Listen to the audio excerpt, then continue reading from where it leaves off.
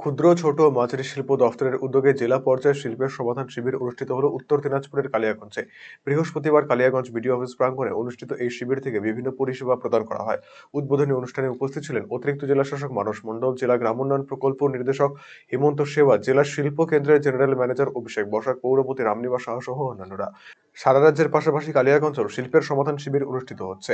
ক্ষুদ্র, ছোট ও মাঝারি দফতর, বস্ত্র দফতর ছাড়াও খাদ্য প্রক্রিয়াকরণ ও উদ্যান পালন, কৃষি, কারিগরি শিক্ষা, প্রশিক্ষণ ও দক্ষতা উন্নয়ন দফতর, সংখ্যালঘু বিষয়ক ও মাদ্রাসা শিক্ষা, অনগ্রসর শ্রেণী কল্যাণ দফতর, উচ্চশিক্ষা ও পঞ্চায়েত গ্রাম উন্নয়ন দফতরের তরফেও শিল্পের সমাধানী ইউনিট খোলা হয়। পাশাপাশি ভবিষ্যৎ ক্রেডিট কার্ড ও হস্তশিল্পীদের পরিচয়পত্র সহ বিভিন্ন পরিষেবা প্রদান করা হয় এদিন।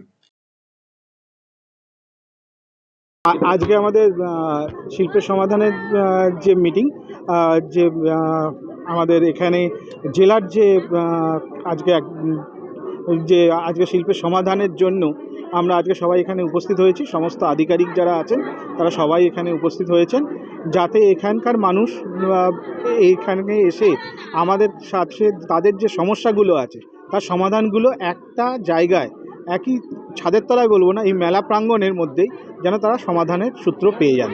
এবং আমরা এখানে চেষ্টা করছি সমস্ত রকম শিল্প রিলেটেড যা যা আছে সেগুলো আমরা এখানে ওদেরকে, উদ্যোগপতিদেরকে তাদের সাথে শেয়ার করছি এবং সমস্যাগুলো এখানে সমাধান করছি।